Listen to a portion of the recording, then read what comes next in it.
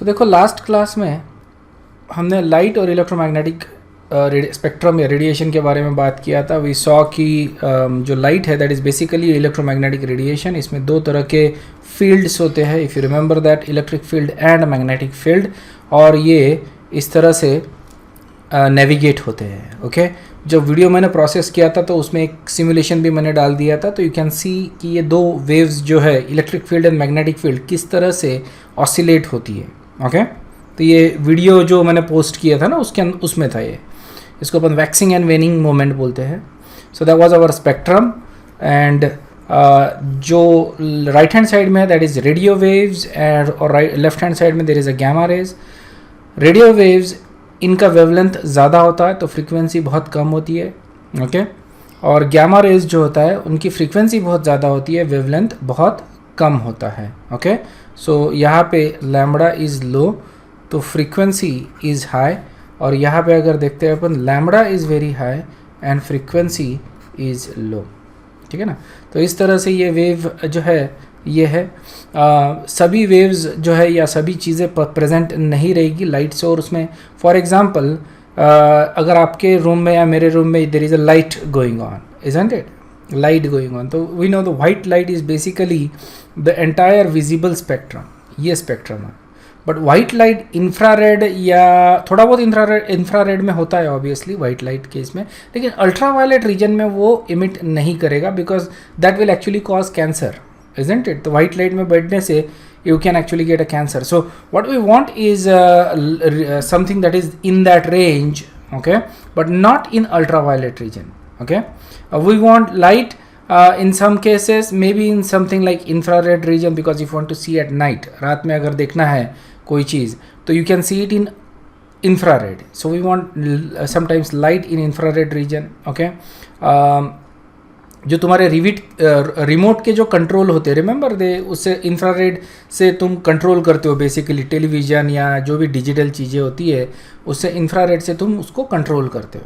Okay, but सारे के सारे वेव्स प्रेजेंट नहीं रहेंगे. कभी कभी हम माइक्रोवेव्स जनरेट करते हैं to heat up things, radio signals pass करते हैं to communicate between different devices. Okay, TV remote, TV as well as cell phone signals, इसमें अपन रेडियो वेव्स, माइक्रोवेव्स यूज़ करते हैं. ओके, एक्सरेज हम एक्सरे निकालने के लिए यूज़ करते हैं, राइट. गैमा रेज ऑब्वियसली ये सबसे ज़्यादा खतरनाक, सबसे ज़्यादा एनर्जी वाले रेज हैं और इनको हम यूज़ नहीं करते. They are actually generated in nuclear blast. Okay, तो उसमें यूज़ करते हैं इसको. But other than that there is no specific use for gamma rays. Okay, because they are very dangerous. तो वेव्स देखो यहाँ पे, this is long wave length small frequency wave, और यहाँ पे अगर देखेंगे अपन that is a short wave length high frequency wave, और इसका स्पीड सेम रहेगा. Doesn't matter which radio wave, which ultra और which reason you are talking about, ये सारे के सारे रीजन एक ही स्पीड से ट्रैवल करेंगे, और वो स्पीड होता है 3 × 10⁸ मीटर पर second. Okay, understood. So that is your speed of light. Okay, हम विजिबल लाइट के लिए या सनलाइट के लिए वो बात करते हैं, but this is basically all electromagnetic spectrum travel at the same light. ठीक है, तो इसको अपन अभी इक्वेशन के तौर पे देखेंगे. ये भी मैंने तुमको बताया विजिबल लाइट जो होता है इसका ये रीजन होता है, और इसको अपन जनरली एंगस्ट्रॉम में ही यूज़ करते हैं. ओके, और इसको ट्रैवल करने के लिए it does not require any medium, और सो वैक्यूम से भी लाइट ट्रैवल कर सकती है. अब जो बात कर रहे हैं अपन दैट इज़ स्पेक्ट्रम के बारे में बात करते हैं. ठीक है ना. सो वी नो कि जैसे अगर मैं कोई सोर्स लेता हूँ लाइट का, for example, okay, this is ये लेट्स से कि दिस इज़ सन, ये सन है. तो सन का अगर मैं रेडिएशन लेता हूँ, उसको प्रिज्म में से पास करता हूँ. This is basically a slit जिससे अपन एक थिन स्लाइस ऑफ दैट जो स्पेक्ट्रम है उसको सिलेक्ट कर रहे हैं. ओके, तो हम सारे के सारा स्पेक्ट्रम ही सिलेक्ट कर रहे हैं, बट उसका सिर्फ थिन स्लाइस ले रहे हैं, और वो स्लाइस या बीम बोल सकते हो इसको, दिस इज़ बीम, ये हम प्रिज्म के थ्रू पास करते हैं. और इसको अगर मैं डार्क स्क्रीन पे बनाता हूँ तो we get a continuous spectrum. Okay, and this is a rainbow colour. Basically this is how the rainbows are also generated. अब यहाँ पे देखो कि हो क्या रहा है, राइट. यहाँ पे we are getting a continuous spectrum. यहाँ पे क्या मिल रहा है अपने को? कंटिन्यूअस स्पेक्ट्रम मिल रहा है। The reason for that is white light is made up of all visible spectrum. Okay, इसमें थोड़ा बहुत इंफ्रारेड और थोड़ा बहुत अल्ट्रावायलेट भी होता है सनलाइट में। ओके, लेकिन जो व्हाइट लाइट अपन यूज़ करेंगे, जैसे बल्ब यूज़ कर रहे हैं या फिर we are using something like LED, okay, तो उसमें सिर्फ विजिबल स्पेक्ट्रम रहता है। Okay, so that's the reason we see. लेकिन इसको अगर तुम ठीक से देखोगे तो there is no break, it is a continuous spectrum. Okay, ये काफ़ी पहले ऑब्वियसली इन्वेंट हुआ था स्पेक्ट्रम, और उससे अपने को पता चला light, white light is made up of all the colours. Okay, और ये अपने को दिखता है, तो you get red, yellow, green, blue, this is violet and this is indigo. So there is no break in this one. This is called as a continuous spectrum. इसमें सारे के सारे कलर आ जाते हैं. Okay, all the colors are there basically. So that's why it is called a continuous spectrum. Okay, so ये इससे पता चल रहा है अपने को. अब क्या होता है कि हम emissions करवाते हैं basically. अगर मैं if you see color or different things, okay, so you'll see different things basically. For example, copper sulfate का एक अलग कलर होता है, blue color होता है, isn't it? Potassium permanganate का you get like a purple color. So different things are different color. How do you get that? Okay, इसके बारे में अपन थोड़ा सा देखते हैं और अपने को पता चलेगा. तो सबसे पहले जो डिस्कशन चल रहा था, because we are going towards अभी एटॉमिक थियोरी, क्योंकि हमने क्या देखा, डाल्टन्स एटॉमिक थियोरी देखा, रुदरफोर्ड एटॉमिक थियोरी देखा. अब हमको बोर एटॉमिक थियोरी की तरफ जाना है. Basically that is the start of quantum theory. Okay, तो हमको काफ़ी सारी प्रीरिक्विजिट चीज़ें समझनी पड़ती है. एक ये चीज़ समझना पड़ेगा आपने को कि लाइट क्या है और कौन सी मिस्ट्रीज उस समय पे थी. Okay, which were the mysteries at the time. उस हिसाब से अपन इसको डिस्कस करेंगे. तो जैसे फॉर एग्जांपल इमिशन और अब्जॉर्प्शन स्पेक्ट्रा जो डिफरेंट एलिमेंट्स देते हैं, उसके बारे में काफ़ी एक बड़ी मिस्ट्री थी. ओके, तो सबसे पहले तो समझ लेते हैं कि इमिशन और अब्जॉर्प्शन स्पेक्ट्रा क्या था, और फिर मिस्ट्री कौन सी थी, और उसको हम एटॉमिक स्ट्रक्चर से किस तरह से कोरिलेट कर सकते हैं. ये देखें. सबसे पहले तो ये डिस्कवर हुआ था कि एटम्स ऑफ डिफरेंट एलिमेंट जो है, they also emitted light of different frequencies when highly energise. अगर मैं किसी चीज़ को एनर्जी दे दूँ, हीट करूँ, so they actually emit light. Okay, different atoms का डिफरेंट एक लाइट मिलेगा. और हमने इसके पहले देखा कि कलर ऑफ द लाइट, इसका डायरेक्ट कोरिलेशन किसके साथ है, फ्रीक्वेंसी या वेवलेंथ के साथ. Isn't it? फ्रीक्वेंसी और वेवलेंथ के साथ उस एनर्जी, उस कलर का लाइट के कलर का डायरेक्ट कोरिलेशन है. सो ये पता चला कि अगर मैं हीट करता हूँ तो ये गेट डिफरेंट कलर्स. ओके, और अगर मैं इस लाइट को प्रिज्म के थ्रू पास करूँ, प्रिज्म के थ्रू पास करूँ, तो क्या होगा, ये लाइट भी ब्रेक हो जाएगा इनटू कॉन्स्टिट्यूएंट एटम. क्योंकि ऐसा तो नहीं होगा ना कि सिर्फ सिंगल कलर मिल रहा है अपने को. अगर मैं प्रिज्म के थ्रू ये लाइट को पास करूँ, जैसे ब्लू लाइट मिल रहा है मेरे को, अगर मैं ब्लू लाइट को पास करूँ तो ये ब्लू लाइट भी स्प्लिट होगा इनटू डिफरेंट स्पेक्ट्रम. ओके, अगर येलो लाइट मिल रहा है मेरे को, जैसे सोडियम वेपर जो होते हैं, राइट, अगर सोडियम को मैं हीट करता हूँ तो what do I get, yellow colour. Isn't it? Yellow colour का लाइट मिलता है. यही येलो कलर का लाइट अपन हैलोजन लैंप्स में यूज़ करते हैं, जो रास्ते पे लगे होते हैं. स्ट्रीट लैंप्स जो होते हैं, देखा होगा ना, ये येलो कलर के लैंप्स होते हैं, स्ट्रीट लैंप्स. ओके, इनको अपन हैलोजन लैंप्स बोलते हैं. इसके अंदर सोडियम वेपर्स यूज़ किया जाता है. सोडियम वेपर्स को हीट किया जाता है, तो ये एक तरह का लाइट इमिट करते हैं. ये लाइट होता है येलो कलर का. ठीक है ना. अब इसको अगर मैं पास करता हूँ थ्रू द प्रिज्म, तो ये लाइट भी स्प्लिट होता है इनटू डिफरेंट स्पेक्ट्रम. हमको क्या दिखता है कि जब ये स्प्लिट होता है into different spectrum, we get different characteristic lines, set of lines अपने को मिलता है.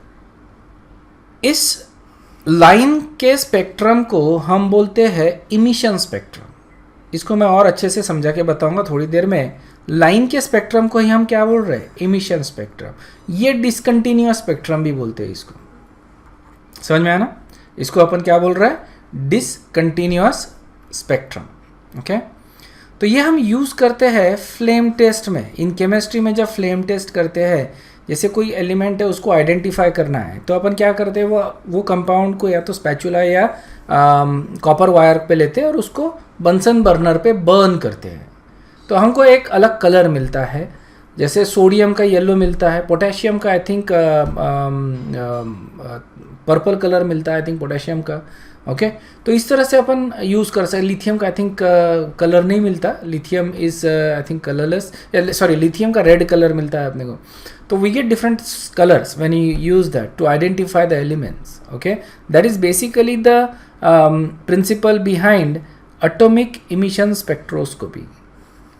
ठीक है, मतलब कि कलर से अपन आइडेंटिफाई कर सकते हैं एलिमेंट को, लेकिन कलर अपन ठीक से आइडेंटिफाई नहीं कर सकते, क्योंकि कलर क्या होता है, ये तो आइज़ आइडेंटिफाई कर रहे हैं ना। आइज़, हमारे आइज़ के इससे हमको पता चल रहा है कि ये कलर है। ठीक है ना, तो ये तो कोई ये नहीं हो गया ना, it's not a accurate test. तो हम क्या करते हैं कि ये जो लाइट जो आता है उसको स्प्लिट करते हैं into characteristic set of lines.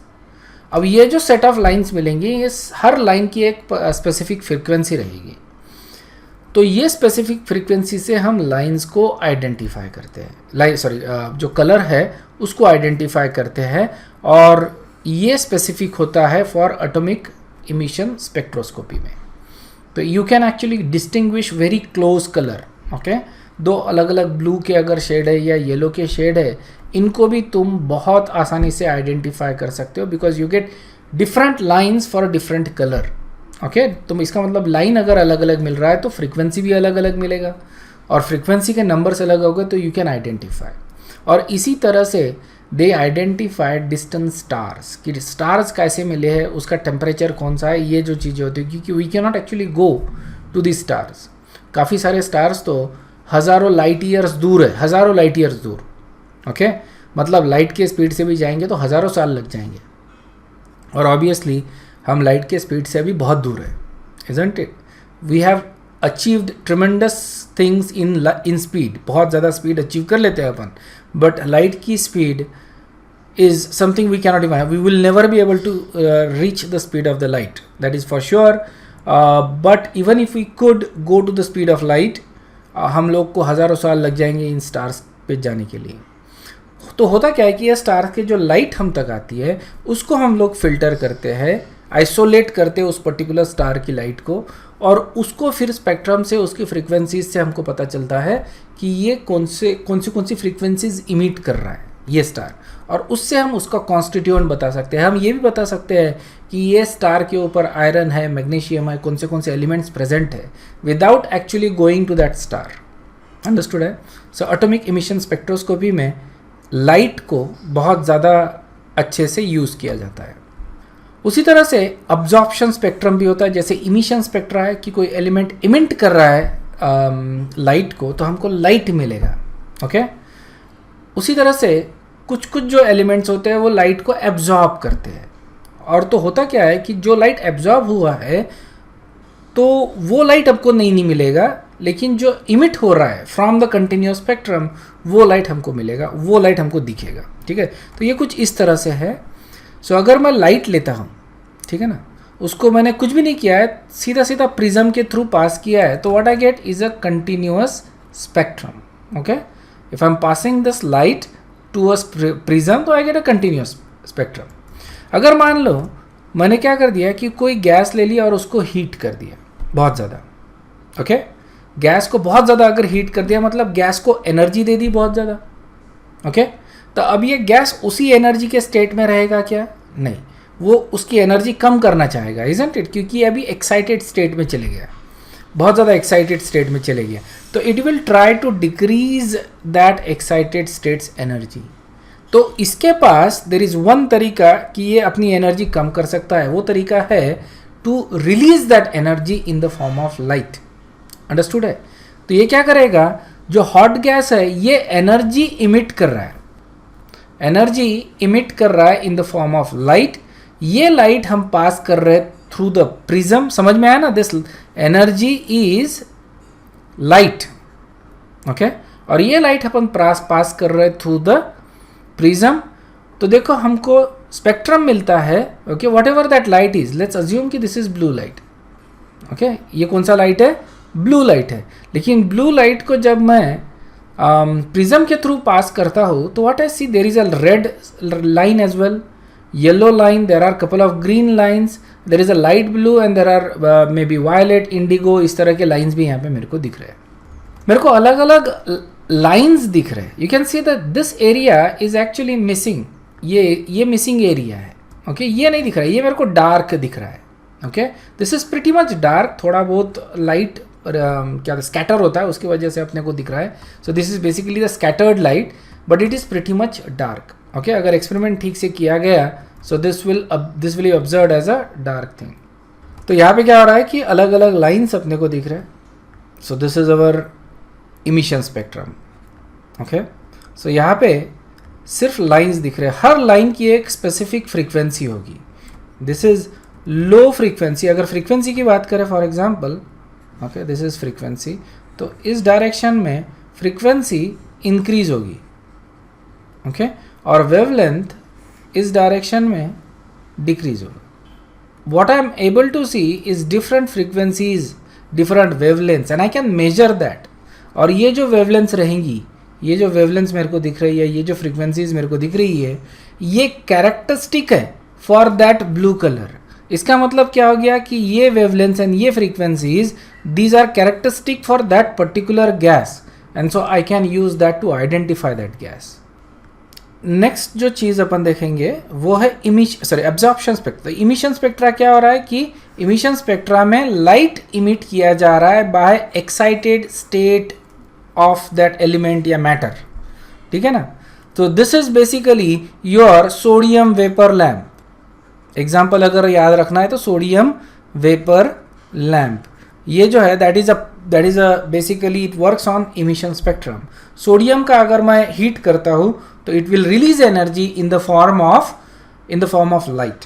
तो इसको हीट कैसा करते हैं, there are various ways. I can heat it directly, okay, direct उसको टेम्परेचर देके हीट करो। लेकिन ऑब्वियसली सोडियम वेपर लैम्प में टेम्परेचर यूज नहीं कर सकते अपन, इजंट इट। इसमें फिर इलेक्ट्रिक करंट यूज किया जाता है टू एक्साइट इट, ठीक है ना। तो जो छोटा सा ट्यूब होता है सोडियम वेपर का, उसके अंदर सोडियम के वेपर्स रहेंगे, तो उसको हीट करना पड़ता है, उसको इलेक्ट्रिक करंट देके अपन हीट करते हैं, एनर्जी दे रहे हैं basically, okay. So electric current से उसको एनर्जी दे रहे हैं, तो इसको टाइम लगता है, takes time. That's why sodium vapour lamp जो है, आपने देखा होगा कि रात ढलने से पहले वेपर लैम्प को चालू करना पड़ता है। So it takes about an hour और सो, 1 घंटा, मेरे ख्याल से आधा घंटा या पौन घंटा लगता है टू गेट इट स्टार्टेड, ठीक है ना। तो इसलिए इसको पहले से ही हॉट करके रखना पड़ता है। अभी एलईडी आ गया obviously, so they are much better, much energy efficient, क्योंकि सोडियम वेपर लैम्प में obviously lot of energy is being generated in the form of heat, which is not good, okay. We want light, we don't want to heat up the earth, isn't it? So these are not, sodium vapor lamps are not efficient. ये बहुत पुराना technique हो गया। अभी LED आ गए। LED जो है ये इनका एनर्जी कंजम्पशन बहुत कम है। क्यों कम है? क्योंकि ये लाइट ज़्यादा जनरेट करते हैं, हीट बहुत कम, ओके। इसके पहले वाले जो टंगस्टन वाले जो फिलामेंट्स आते थे, छोटे लाइट बल्ब, वो बहुत ज़्यादा हीट जनरेट करते हैं, that's why they are inefficient. लेकिन LED are pretty efficient because heat ज़्यादा जनरेट नहीं करते वो। नेक्स्ट अपन देखो एब्जॉर्प्शन स्पेक्ट्रम के बारे में बात कर रहे हैं कि यहाँ पे मैंने एक सोर्स लिया लाइट का, ओके, और लाइट को, सोर्स को मैं किसी मैटर से पास किया। ये मेरा मैटर है, basically a solution, okay, this can be a solution और गैस और समथिंग एल्स, व्हाटएवर, ओके, और गैस, और it can be a solid also, okay. This can be any of those things. अब होगा क्या कि जैसे मान लो कि देयर इज़ एक मैंने फ्लास्क ले लिया और ये फ्लास्क में मान लो कि सॉल्यूशन ले लिया। अब ये सॉल्यूशन में से, इसमें से आई am passing the light, okay, so that is our light, और इसमें से पास कर रहा हो तो ये जो लाइट है उसमें से कुछ एब्जॉर्ब होगा और जो लेफ्ट ओवर जो लाइट है वो इमिट होगा। इसको इमिट नहीं बोलेंगे, उसे ट्रांसमिटेड बोलते हैं अपन, ट्रांसमिटेड लाइट, ओके। सो कुछ लाइट एब्जॉर्ब हो गया और जो बचा हुआ लाइट है ऑब्वियसली वो ट्रांसमिट हो गया, ओके। तो जो ट्रांसमिटेड लाइट है that is nothing but left over light, okay. जो भी लाइट यहाँ से एब्जॉर्ब हुआ उसको छोड़ के बाकी के सारा लाइट क्या हो गया, ट्रांसमिट हो गया। और ये ट्रांसमिटेड लाइट हमको यहाँ पे दिखेगा।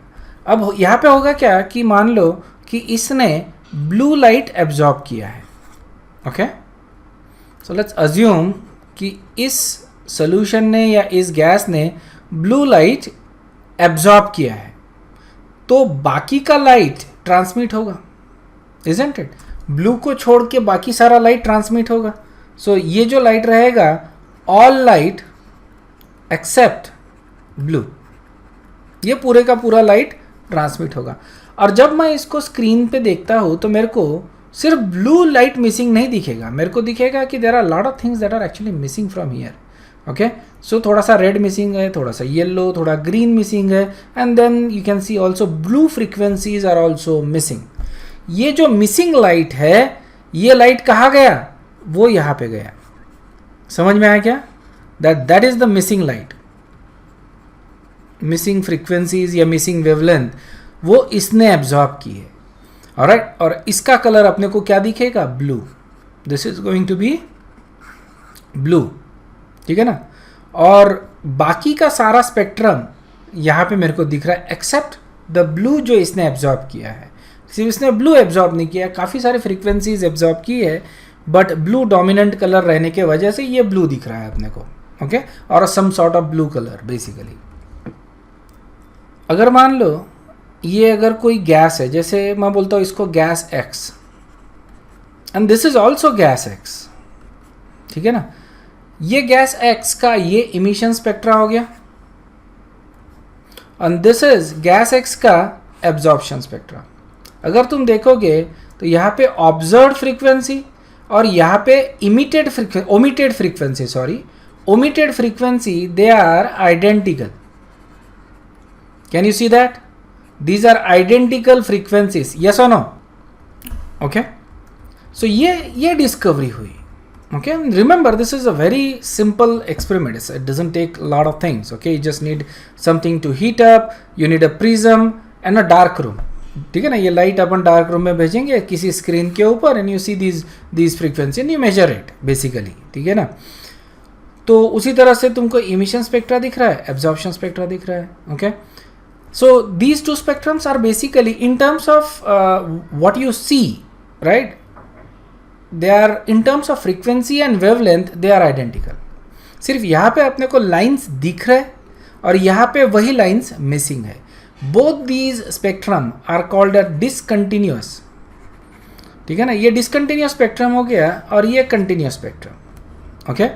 So you can see that light is basically made up of different frequencies. यही हमको दिख रहा है।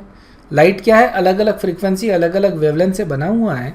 यहाँ पे काफ़ी सारी फ्रीक्वेंसीज इमिट हो रही है, वो फ्रीक्वेंसीज हमको दिख रही है, और यहाँ पे कुछ फ्रीक्वेंसीज एब्जॉर्ब हुई है, तो हमको यहाँ पे मिसिंग फ्रीक्वेंसीज दिख रही है, ओके। ये डिसकंटिन्यूअस स्पेक्ट्रम है।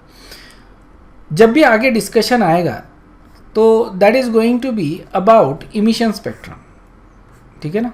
आगे जितना भी डिस्कशन आता है that is about emission spectrum. ये ज़रूरी नहीं है कि इमिशन स्पेक्ट्रम के बारे में बात करेंगे अपन, you can also talk about absorption spectrum.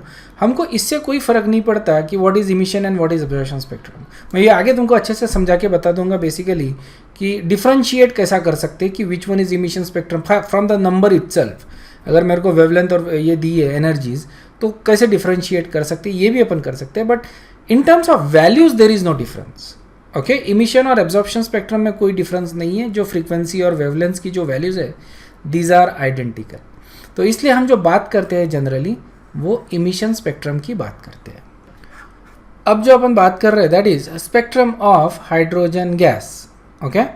तो ये कौन सा स्पेक्ट्रम रहेगा? इमिशन, है ना। बिना बोले अज्यूम कर लेंगे अपन कि that is a emission spectrum, और ये हाइड्रोजन गैस का इमिशन स्पेक्ट्रम तुमको यहाँ पे दिख रहा है। और देखो किस तरह से किया है, एक डिस्चार्ज ट्यूब ले लिए, ये डिस्चार्ज ट्यूब है, ठीक है। एक कैथोड है, एक एनोड है, और हाई वोल्टेज लगा दिया है, and there is some sort of gas, okay. और ये गैस अपन ने ले लिया है यहाँ पे hydrogen, and you can do it with different gases as well, no problem, okay.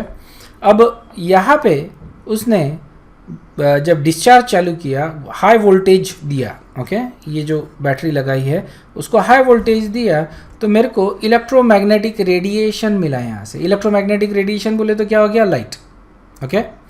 तो एक तरह का रेडिएशन मिला या एक तरह का लाइट मिला। ये लाइट मैंने कहाँ से पास किया, through a prism, that is a prism, और ये क्या हो जाएगा फिर, स्प्लिट हो जाएगा इनटू वेरियस डिफरेंट फ्रीक्वेंसीज, ठीक है ना। अब देखो मेरे को लाइंस मिल रहा है, तो लाइंस मिल रहे इसलिए इसको मैं लाइन स्पेक्ट्रम भी बोल सकता हूँ। It is one and the same thing, it is a line spectrum. These are also called as line spectrum, ठीक है ना। डिसकंटिन्यूअस स्पेक्ट्रम या line spectrum, and this is your continuous spectrum. So this is basically nothing but your line spectrum, okay, this is a line spectrum. और मेरे को अलग अलग frequencies दिख रही, यहाँ पे अपन वेवलेंथ देख रहे हैं अपन, these are wavelengths 1 2 3 and 4, so you see 4 lines in hydrogen spectrum, clear है ना। there are 4 lines in the hydrogen spectrum, और इसको मैं अगर देखता हूँ इस तरह से दिखेगा, एक्चुअल लाइंस दिख रहे हैं तुमको, थोड़ा सा वायलेट वाला दिख रहा है कलर, यहाँ पे ब्लू दिख रहा है, there is some sort of greenish blue color and then some sort of orangish red color type का, यहाँ पे ऐसे 4 कलर मेरे को यहाँ पे लाइन स्पेक्ट्रम में दिख रहा है। अब मेरे को बताओ, क्या सिर्फ विजिबल रीजन में ही ये लाइट इमिट करेंगे या इसके आगे पीछे भी हो सकता है? Can it emit a light in ultraviolet region, UV region, क्या ऐसा हो सकता है? ओके, सो ये जो एरियाज थे बाकी के, अल्ट्रावायलेट या इंफ्रारेड या बाकी जो एरिया, उनके बारे में जानकारी नहीं थी उस समय। वो जस्ट बेसिकली थॉट कि दिस इज़ लाइट, इतना ही लाइट होता है, it starts with red and it ends with blue and that's the region basically that is visible to us. बाकी के रीजन के बारे में हमको कोई आइडिया नहीं थी, because they were simply not visible to us, we had no idea about that. So हम ये सोच रहे कि हाइड्रोजन गैस सिर्फ 4 लाइन दे रहा है, बट ये हो सकता है, जस्ट थिंक अबाउट इट, कि 4 से ज़्यादा भी लाइंस मिलती हो, लेकिन ये लाइंस किधर जाएंगी फिर, या तो इंफ्रारेड में जाएगी या तो अल्ट्रावायलेट में जाएगी, ये भी हो सकता है, ओके। लेकिन 4 लाइंस हमको विजिबल थी। अब ये जो फ्रीक्वेंसीज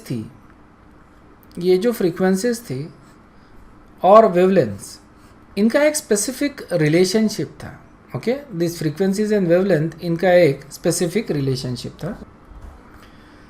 तो जे बाल्मर ने एक सिंपल मैथमेटिकल फार्मूलाज बनाया for the lines, okay.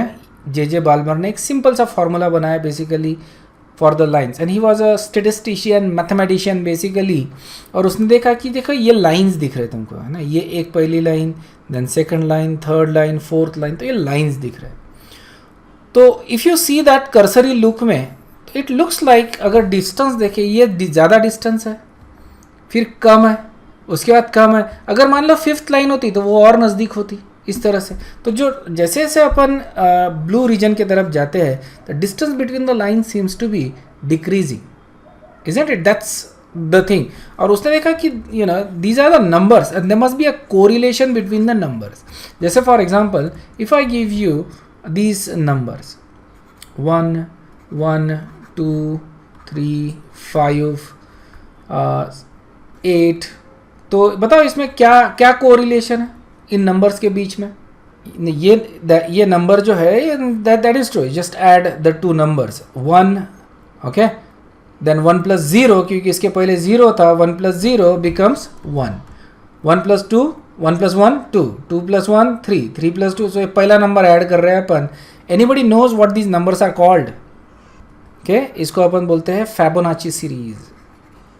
Italian, I think it was Italian mathematician जिसने ये सीरीज़ बनाया था, फैबोनाची सीरीज़।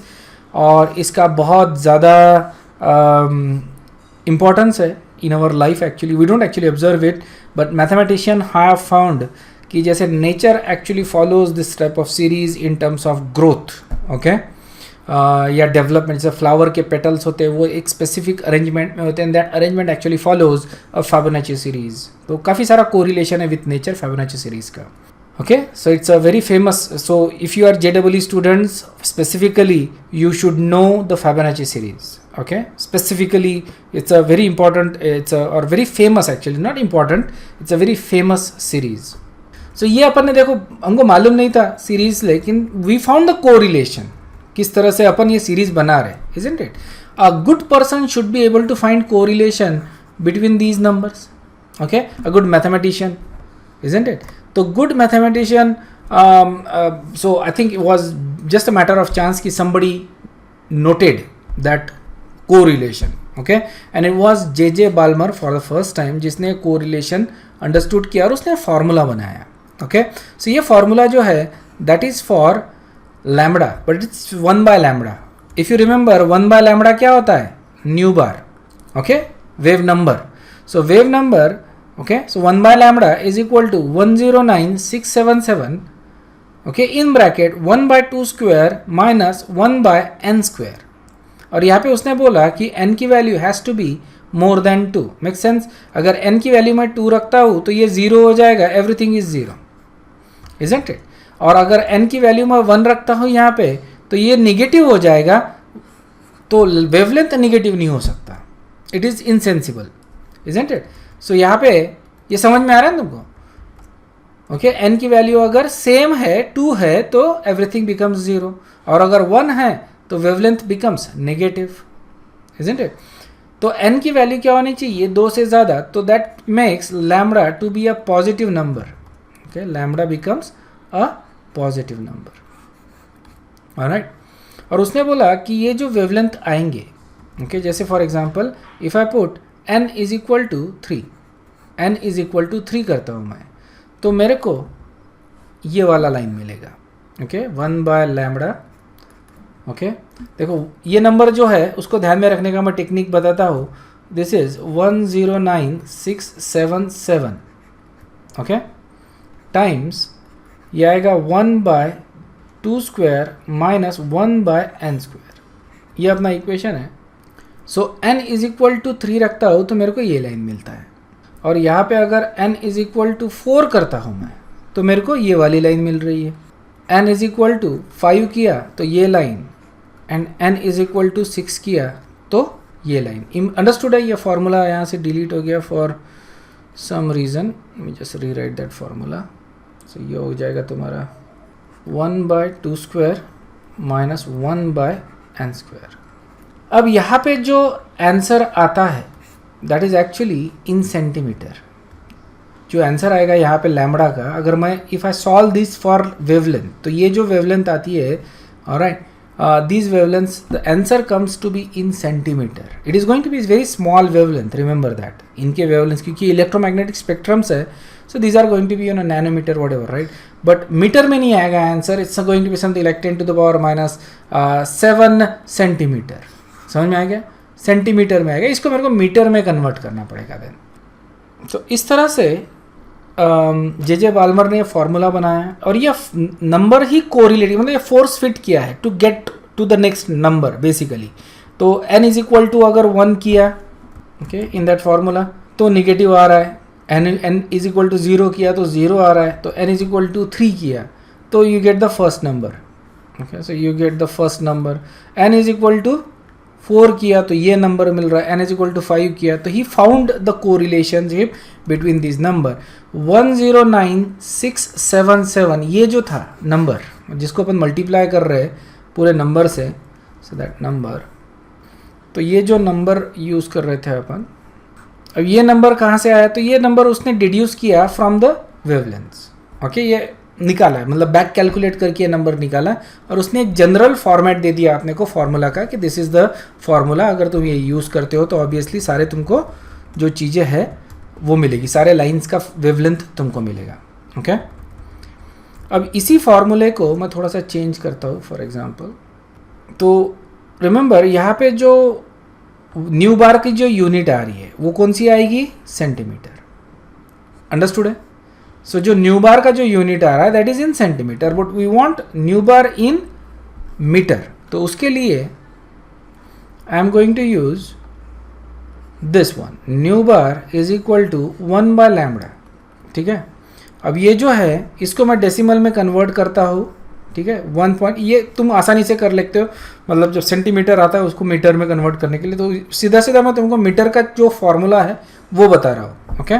तो ये लिख लो अगर लिखना है तो this is going to 1.09677 into 0.0977. मेरे को चेक करना पड़ेगा एक बार, but I think this is right. 10⁻7 आएगा 1/2 square minus 1/n². So that is the formula. तो यहाँ पे देखो ये जो है कैलकुलेशन के हिसाब से देखा जाए तो ये जो नंबर लेता हूँ मैं, तो इसके ऊपर प्रॉब्लम्स आते हैं बेसिकली. ओके, तो इस नंबर से कैलकुलेट करना बड़ा मुश्किल है, लेकिन इस नंबर से कैलकुलेट करना आसान है क्योंकि मैं इसको अभी सिंप्लीफाई कर सकता हूँ. So I can write this formula as this, nu bar is equal to 1/λ. देखो 1.09 है, so I can simply use it as 1.1. ठीक है ना, अप्रॉक्सीमेट कर दिया, into 10⁻7 times 1/2 square minus 1/. Understood है. सो अगर मैं ये फार्मूला यूज़ करता हूँ तो इसमें जो आंसर आता है मेरा न्यू बार का, that is actually in metre, और वेवलेंथ आएगा पर मीटर.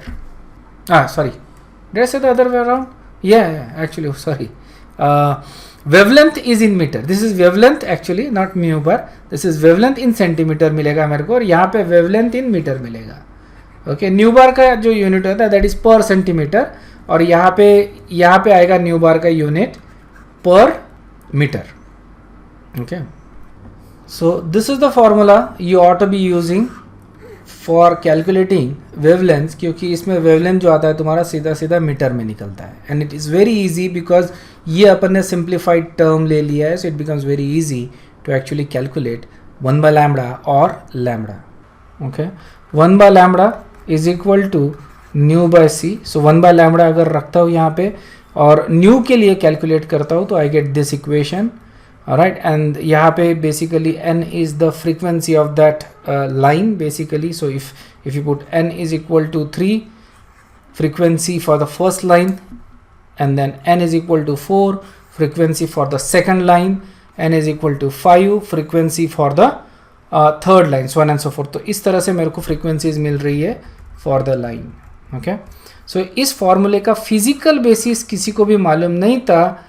इसका एक्सप्लेनेशन कौन दिया? बोर. इसका एक्सप्लेनेशन किसने दिया? नील बोर ने दिया. Bohr was one of the genius actually. He is the guy who actually had a differences in opinion about with Einstein the great के साथ.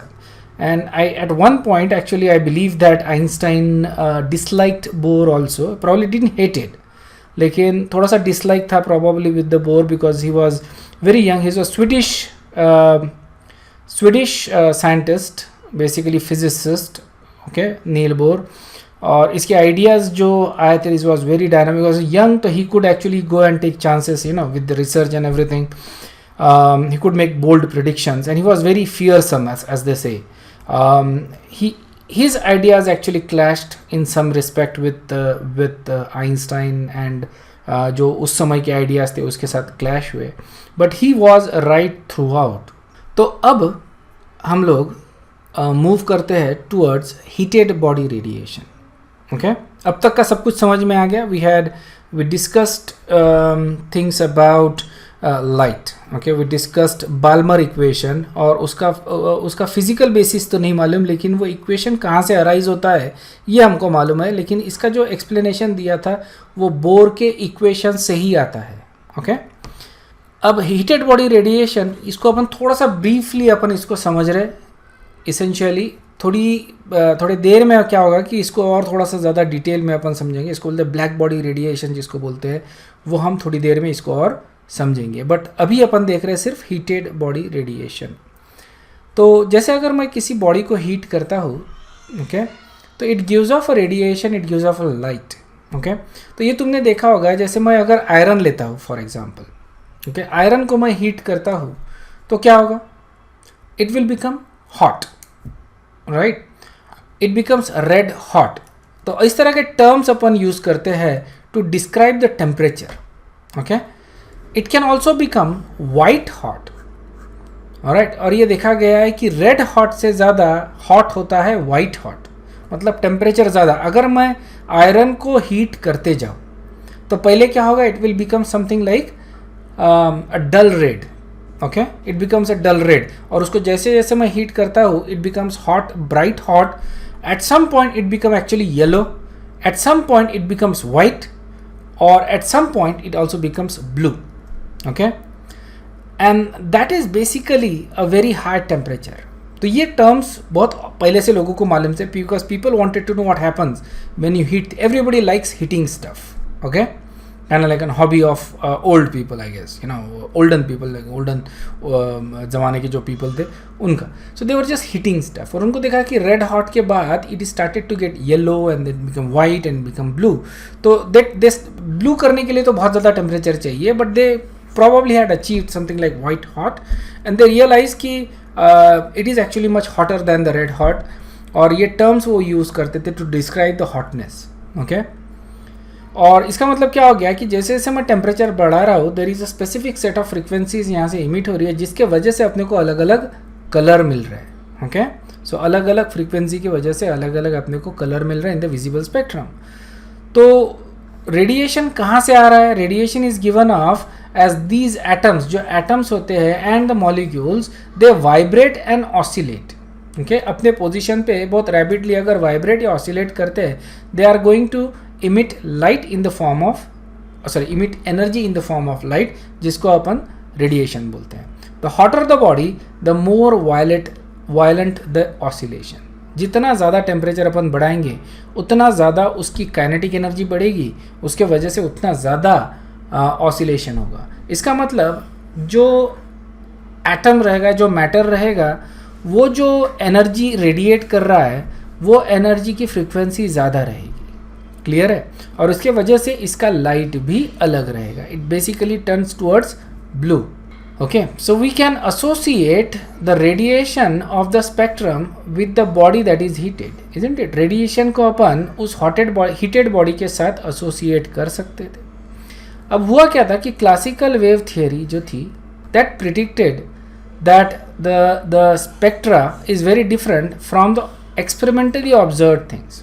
Okay, classical theory, classical physical theory जो थी, उसने predict ये किया था कि अगर मान लो मैं प्लॉट करता हूँ with the intensity and wavelength, ठीक है ना, इंटेंसिटी और वेवलेंथ, तो जैसे जैसे अगर मान लो मैं वेवलेंथ कम करता हूँ, अगर वेवलेंथ कम कर रहा हूँ तो फ्रीक्वेंसी क्या हो रही है?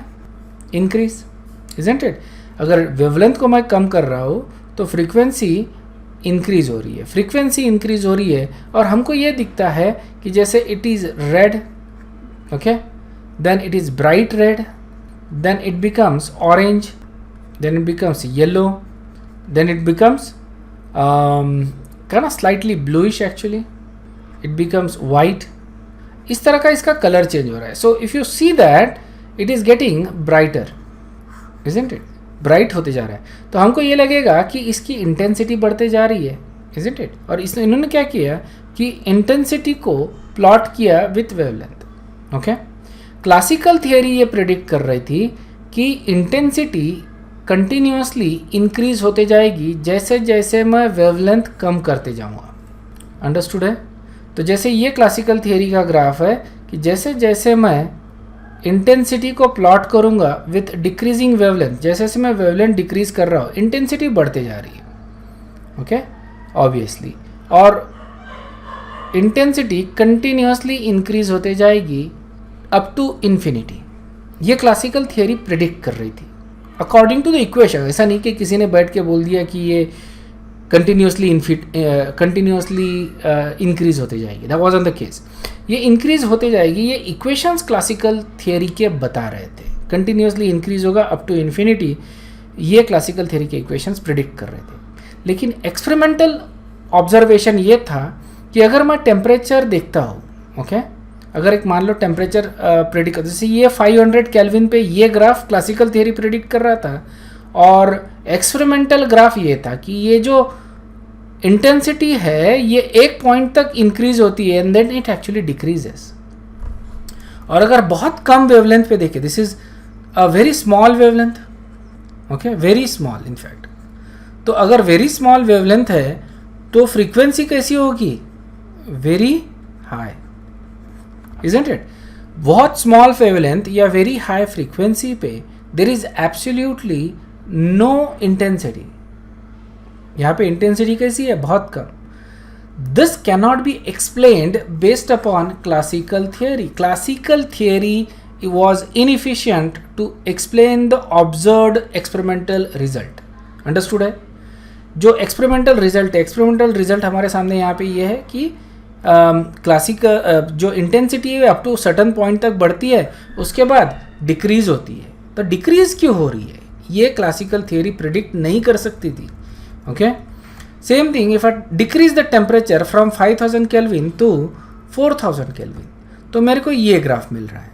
ओके, 3000 केल्विन पे ये ग्राफ मिल रहा है। बट अगेन यू सी कि देर is a peak in each of this temperature, और उस पीक के बाद जो इंटेंसिटी है वो डिक्रीज हो रही है, ये कंटिन्यूसली इंक्रीज नहीं हो रही है। Is this clear? इसका जो एक्सप्लेनेशन आता है वो आता है from quantum theory itself. It's not easy, right. इसके लिए हमको एक नई थियरी प्रपोज करनी पड़ी जो इतनी अजीब थी कि काफ़ी साइंटिस्ट ने उस समय इस थियरी को नहीं बोल दिया था। ओके, क्योंकि जो हमारी समझ थी दुनिया के बारे में, वो समझ को तोड़ने वाली ये थियरी थी, quantum theory.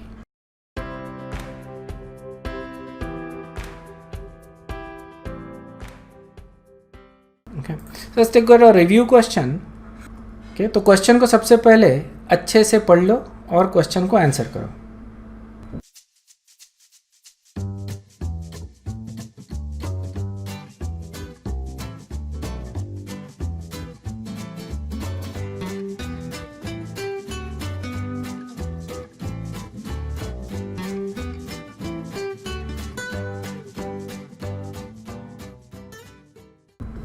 So here what is happening is, so यहाँ पे क्या हो रहा है कि as the metal, okay, जो metal है ये ऑरेंजिश है already. So we have our spectrum यहाँ पे, okay, VIBGYOR VIBGYOR. So our जो मेटल है that is already at orange and it gets cooler हो रहा है, मतलब ये इस डायरेक्शन में इसका कलर शिफ्ट होगा। So it is going to move towards the red end of the visible spectrum. इसको अगर हीट करेंगे तो इस रेंज के तरफ मूव होगा, और यहाँ पे इसको अगर कूल करते हैं तो इस रेंज की तरफ मूव होगा। Okay, I hope this is clear. Okay, so temperature और colour, there is a clear correlation between the colour that is emitted by the object. कुछ ऐसे कॉन्सेप्ट भी है जो फिज़िक्स में ज़्यादा डिटेल में कवर किए जाएंगे। बेसिकली इनको हम नहीं देखने वाले ज़्यादा डिटेल में। Okay, we gonna see them, we gonna discuss them, but in not detail. ये फिज़िक्स में तुमको आते हैं, इसका केमिस्ट्री में बेसिकली हमको इक्वेशंस देखने पड़ते हैं, not the derivation itself. Okay, we don't actually care about the derivation. थोड़ा सा एक अंडरस्टैंडिंग होना चाहिए, इसलिए मैं इनको एक बार बता देता हूँ। First concept is Coulomb's law of electrostatic interaction. Okay, अगर दो चार्जेस है और दो चार्जेस के बीच का जो डिस्टेंस है, if that is r, okay, so जैसे एक पॉजिटिव और एक नेगेटिव चार्ज है मान लो। ओके, सो इसको Q1 बोल देंगे, इसको Q2 बोल देंगे। The distance between these two, if that is r, तो the force of attraction is given by this equation. Okay, जो फोर्स ऑफ अट्रैक्शन है ये दोनों चार्जेस का, it is actually given by that equation. F is equal to KE Q1 Q2 by R2, okay, sorry R square. Okay, जो KE है that is called as a Coulomb's constant, that is equal to 1 bye 4 pi epsilon not. ठीक है, ये सबका derivation तुमको physics में आएगा। Alright, ये हमको सिर्फ बोरो करने हैं, रिमेंबर। ओके, सिर्फ बोरो कर रहे हैं अपन फिजिक्स से। Epsilon not that is electrical permittivity of the medium, that is electrical permittivity of the medium. Okay, so it's a constant for the medium itself. And KE not ये भी constant है, सिर्फ हमको चाहिए Q1 Q2 R स्क्वायर, ये हमको मालूम रहनी चाहिए।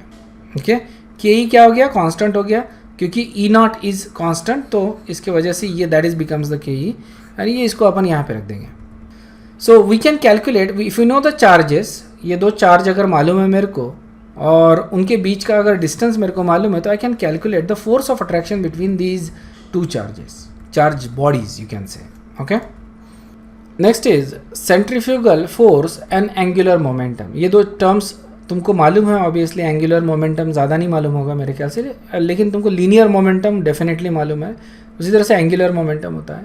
तो सेंट्रीफ्यूगल फोर्स देखो F is equal to mv²/r, okay that is the force between the body that is circulating, and angular momentum हम देते हैं L which is the angular momentum is equal to mvr, okay mass velocity and r radius that is the angular momentum. जैसे linear momentum होता है in a line, वैसे angular momentum होता है circular. तो ये दो इक्वेशंस हमको मालूम रहनी चाहिए।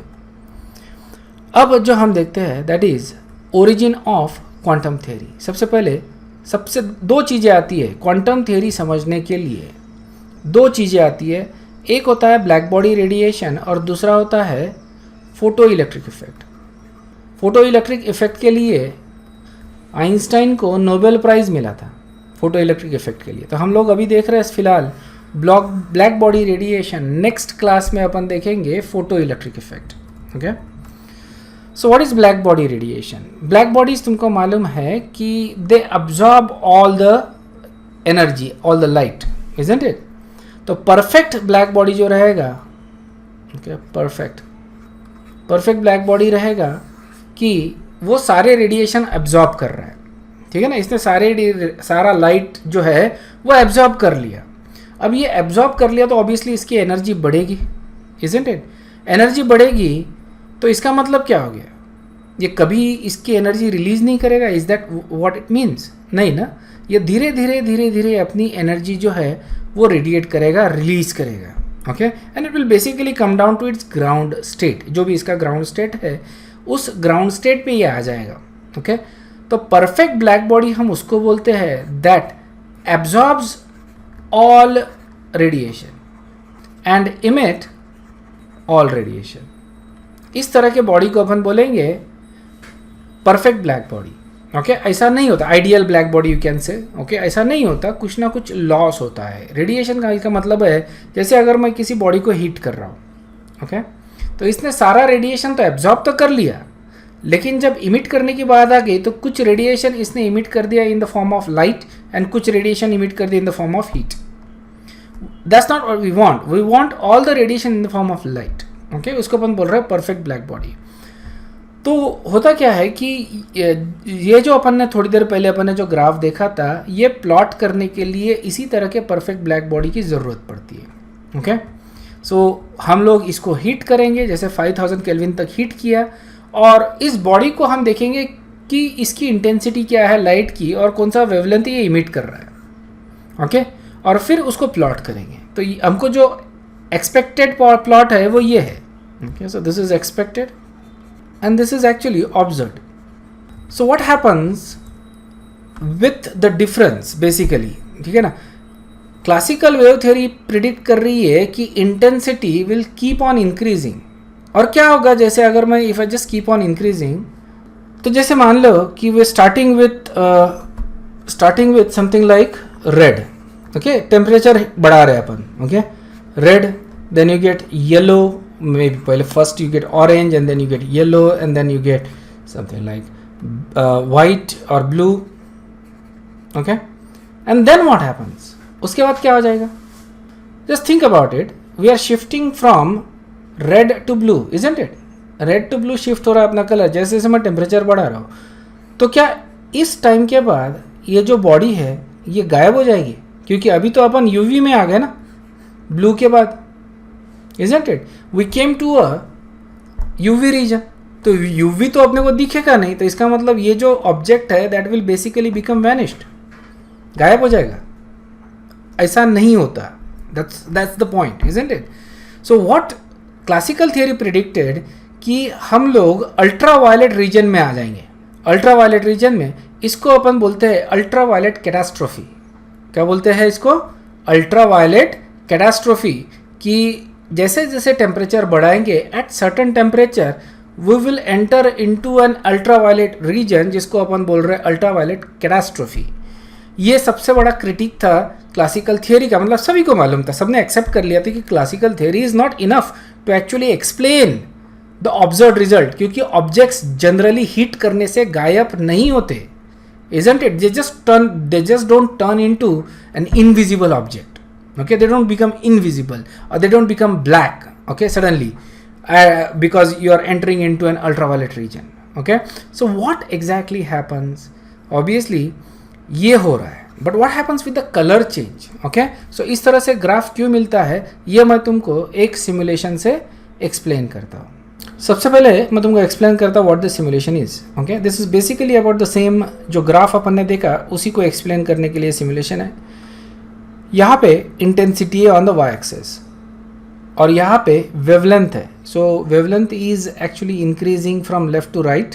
ओके, और अगर वेवलेंथ इंक्रीज हो रहा है तो फ्रीक्वेंसी डिक्रीज हो रही है. ओके, मतलब यहाँ पे फ्रीक्वेंसी ज़्यादा है एट दिस पॉइंट और यहाँ पे फ्रीक्वेंसी कम है एट दिस पॉइंट. ओके, यहाँ से मैं टेम्परेचर चेंज कर सकता तो you can change the temperature. Okay, दूसरा चीज़ तुमको ये दिखेगा कि जैसे मैं टेम्परेचर चेंज करता हूँ तो एट दिस पॉइंट कलर जो है वो चेंज होता है ऑब्जेक्ट का. दिस इज़ आवर ऑब्जेक्ट और इसी का कलर अपने को देखना है. Okay, so if I change the colour you can see that it becomes a different. Okay, so अब जो है let me start by increasing. So starting with the room temperature that is about 300 and will increase the temperature. ठीक है ना. So थोड़ा थोड़ा temperature increase करेंगे. So you don't see anything right now, but at about 1000 degrees Celsius, 1000 Kelvin sorry, you get a red color, dull red color. तो that is basically your oven temperature. Remember थोड़ा सा oven से ज़्यादा oven का temperature 500-600 degree Celsius तक होता है जब अपन बेकिंग करते हैं. I don't know if you have done the baking. I have done lot of baking actually. मैंने सब कुछ किया है, don't worry. Okay, so basically the dull red colour का अवन होता है अपना एट 500-600 केल्विन. ये उससे थोड़ा ज़्यादा है. Okay, and then you keep on heating. तो just imagine like you have a iron rod, some sort of iron rod जिसको अपन हीट कर रहे हैं. Okay, and it is going to turn red and now you can see it is turned orange. Okay, at this time the temperature is about 2000 kelvin but you don't see anything happening here. वो इसलिए क्योंकि अपन बहुत ज़्यादा zoomed out है तो इसको zoom in करते हैं अपन. Okay, so first of all just blow it up and you can see यहाँ पे मैं जूम इन कर रहा हूँ. मैं कुछ भी नहीं कर रहा हूँ, सिर्फ मैंने जूम इन किया है. एंड यू कैन सी जो ग्राफ है उसमें ये रीजन आ रहा है उस ग्राफ के अंदर और ये जो कलर्स आ रहे हैं इनका मिला जुला जो कलर अपने को मिलेगा that is going to be orange. और अगर मैं यहाँ पे टेम्परेचर कम करता हूँ तो और जूम इन करना पड़ेगा मेरे को टू सी द कलर. सो यहाँ पे देखो बहुत ज़्यादा जूम इन करने के बाद you can see the red colour यहाँ पे. Okay, and if I decrease it even more और ज़्यादा जूम इन करना पड़ेगा. I think you get the idea कि एट लो टेम्परेचर जो विजिबल जो स्पेक्ट्रम है उसका बहुत कम पोर्शन इस ग्राफ के अंदर आ रहा है. Isn't it?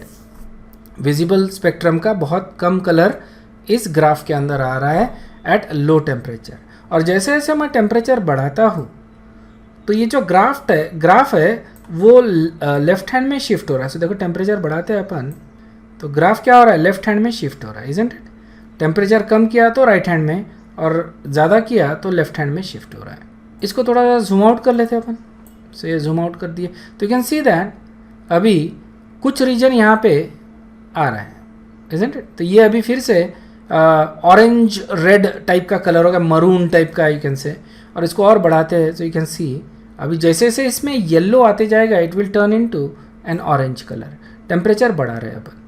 ओके, अब अपना जो लाइट बल्ब होता है उसमें अपने को कौन सा कलर चाहिए? Can anybody tell me? जो लाइट बल्ब होता है उसमें अपने को कौन सा कलर चाहिए? अपने को ब्राइट कलर चाहिए क्योंकि अपने को लाइट चाहिए. Isn't it? तो अपने को कलर चाहिए आइदर वाइट और ऑफ वाइट और येलो. दूसरे कलर काम नहीं करेंगे. सो यहाँ पे जूम आउट कर रहा हूँ मैं और कुछ भी नहीं है. ये दीज बटन सब just zoom in and zoom out. और यहाँ से मैं टेम्परेचर देखो सेम टेम्परेचर था, थोड़ा सा येलो आ गया है. So it is turning into kind of orangish colour. और जैसे जैसे मैं इसको हीट करते जाऊँगा it becomes even more orange. ठीक है ना? ऑरेंज होते जा रहा है.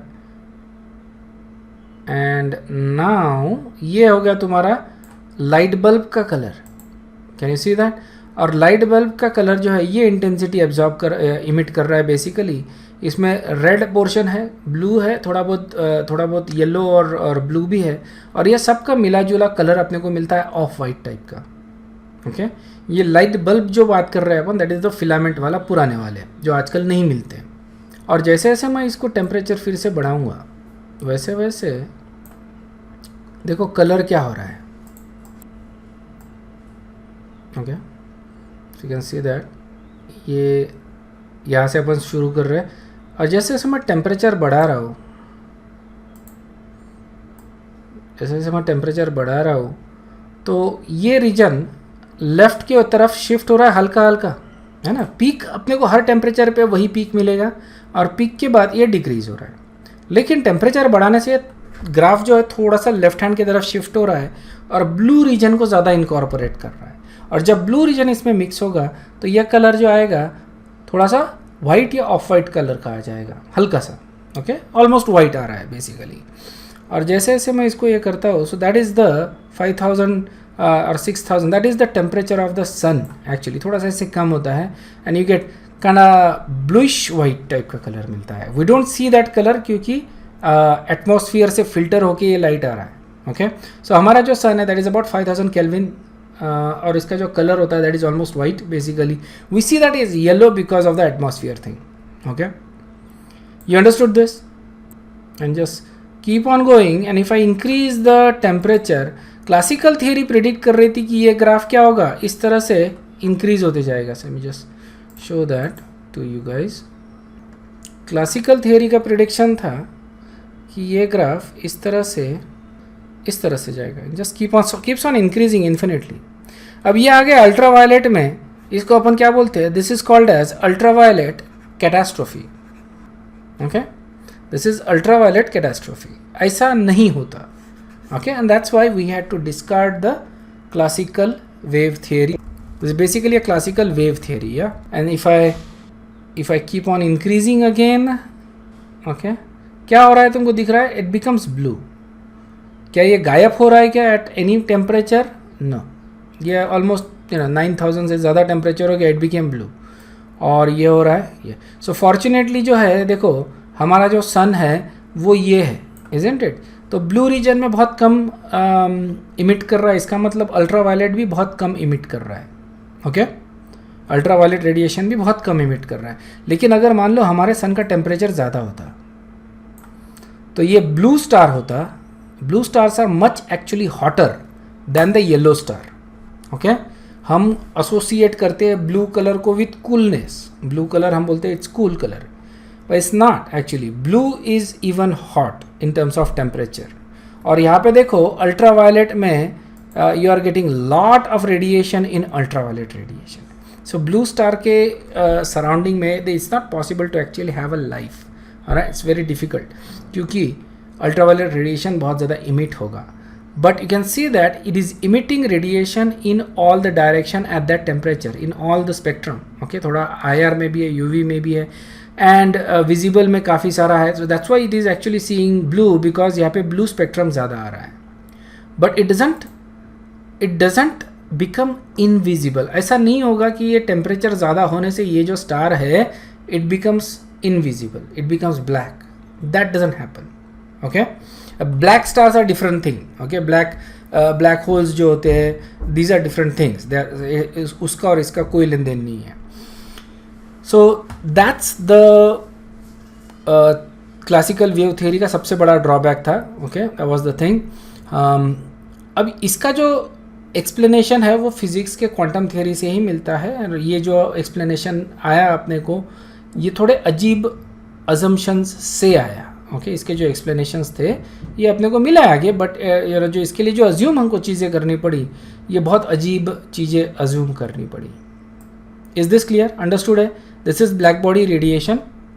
ओके, इसका ग्राफ किस तरह से शिफ्ट होता है with temperature. You saw that at different temperature different area under the curve आ रहा है विजिबल का, उसके वजह से लाइट आ रहा है।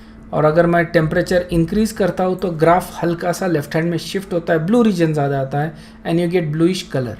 Okay, so red is actually cool and blue is actually hot. Okay, so we gonna stop here, will continue with rest of it next. इसमें अपन इसका थोड़ा सा थियरी देख लेंगे, and then we gonna have photo electric effect. Okay, photo electric effect ज़्यादा interesting, उसके लिए भी मैं सिमुलेशन यूज़ करूँगा. और इसके लिए आइंस्टाइन को नोबेल प्राइज़ मिला था. Remember, photo electric effect is the experiment जिसके लिए आइंस्टाइन को नोबेल प्राइज़ मिला था. And you want to know that, isn't it? Obviously you are science student.